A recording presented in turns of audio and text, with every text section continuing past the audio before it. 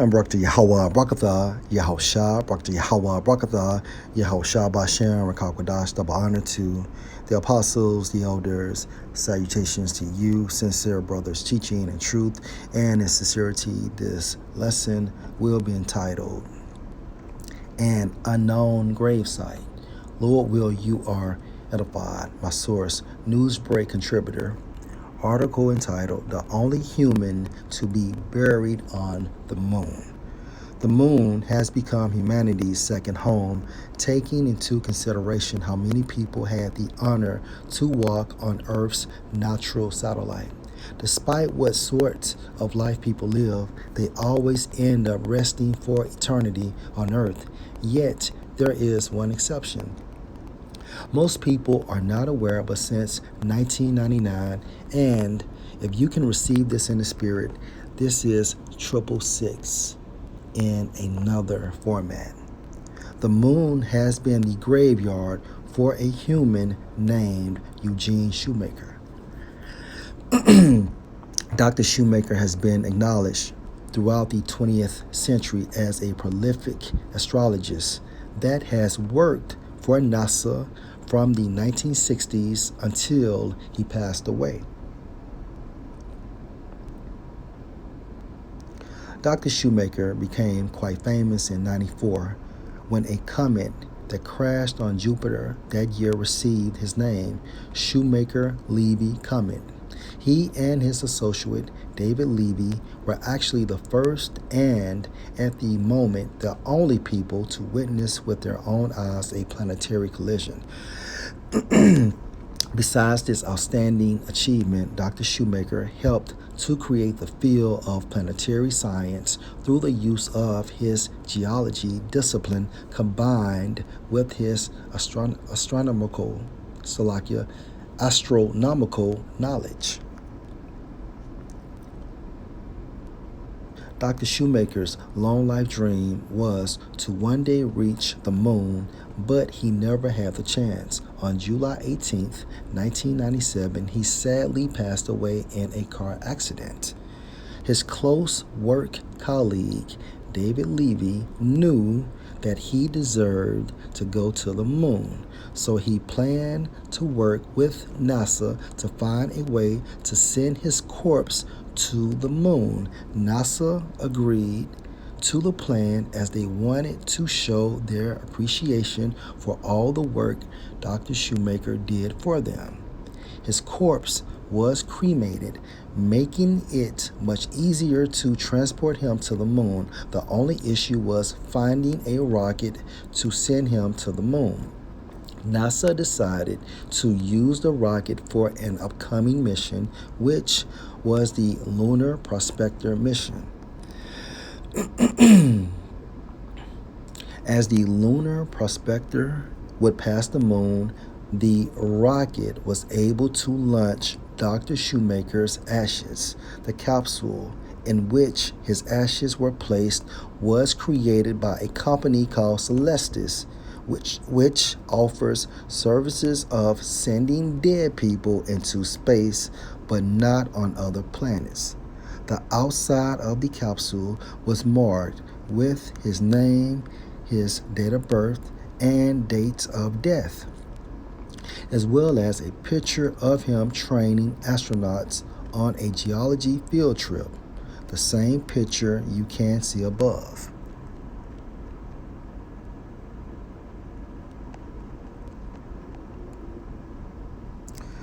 On January 6, 1998, the Lunar Prospector rocket was launched, and on July 31st, 1999, the capsule containing Dr. Shoemaker's ashes crashed on the moon, burying Eugene Shoemaker in his eternal resting place on the moon.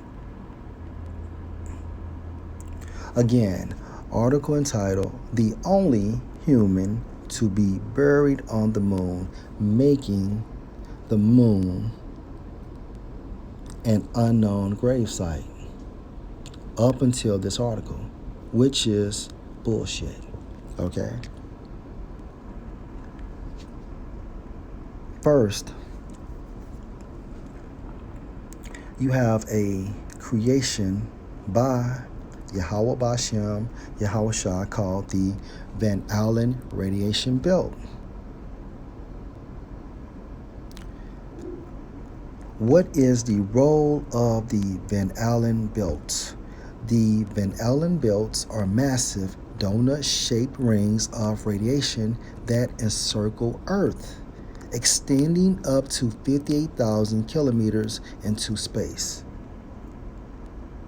In a nutshell, Esau cannot get through this Van Allen belt, okay? So there's no way he ever went to the moon, all right? And secondly, the moon is a light, right? Have you ever tried to touch a light bulb? So let's go to Genesis, the first chapter.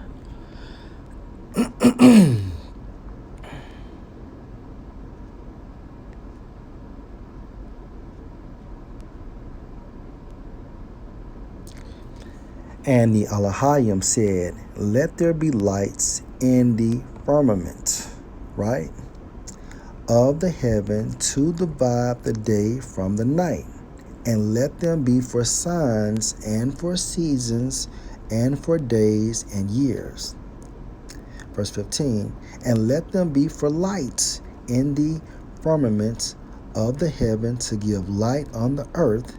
And it was so. And the Elohim made two great lights, the greater light to rule the day, hence the sun, and the lesser light to rule the night, hence the moon. He made the stars also. And the Elohim set them in the firmament of the heaven to give light on the earth, and to rule over the day and over the night. And the moon rules over the night, and the sun rules over the day. However, both sun and moon are lights, right? And to divide the light from the darkness. And the Elohim saw that it was good, and the evening and the morning were the fourth day.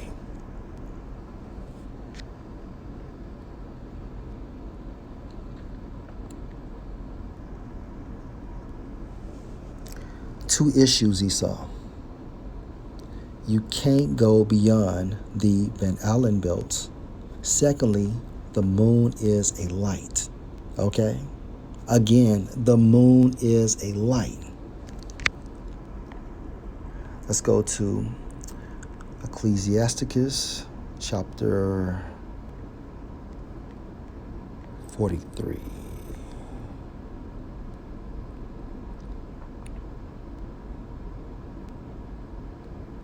And verse 6. Let's start at verse 5. Great is the Lord that made it, and at his commandment run hastily, right? Referring to the sun. Verse 6. He made the moon also to serve in her season for a declaration of times and a sign of the world. From the moon is the sign of feasts, a light that decrees in her perfection. Now, this is the duties of the moon, all right?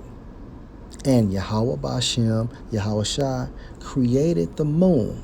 Yahweh created the moon by the hand of Yahweh Shah, right? Verse 8. The month is called after her name, increasing wonderfully in her changing, being an instrument of the armies above, shining in the firmament of heaven. The beauty of heaven, the glory of the stars, and ornament, giving light in the highest places of the Lord. At the commandment of the Holy One, they will stand in their order and never faint in their watches. And you can equate the moon which is a celestial being, always doing the commandments of Yahweh B'Ashem, Yahweh Shai. And we just read the duties of the moon.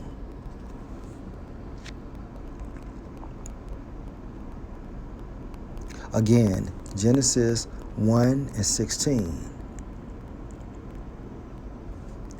And the lesser light to rule the night, he made the stars also. So if the moon is a light created by Yahweh B'Ashem, Yahweh Shai, how can Esau declare it as an unknown gravesite, an unknown graveyard? Or how can he say he walked on the moon, however the moon is a light? It can only mean one thing. Last precept. Let's go to Job 13 and verse 4. But y'all, referring to the Edomites, beginning with the nobility of Edom, so-called white men, based on the lineage of their fathers that control the entire earth, referring to the international bankers, beginning with the Rothschilds. But ye are forgers of lies. Ye are all physicians of no value. A physician that cannot heal has no value, right? A physician's role is to heal you. If that physician cannot heal you, that physician has no value. But ye are forgers of lies. When we focus on forgers, Strong's H 2950 pronounced as ta-pa-la, right? And straight to the point, according to the Strong's definitions, meaning to impute falsely, to account falsely, such as saying Eugene Shoemaker is buried on the moon, or Neil Armstrong went to the moon, which never happened. First, they can't go beyond the Van Allen belt, and second, the moon is a light, which makes them what? Liars, right? And according to the scriptures, they impute or they account falsely. But ye are forgers of lies. Ye are all physicians of no value. Again, that precept was Job 13 and 4. Lord will you were edified. Shalom.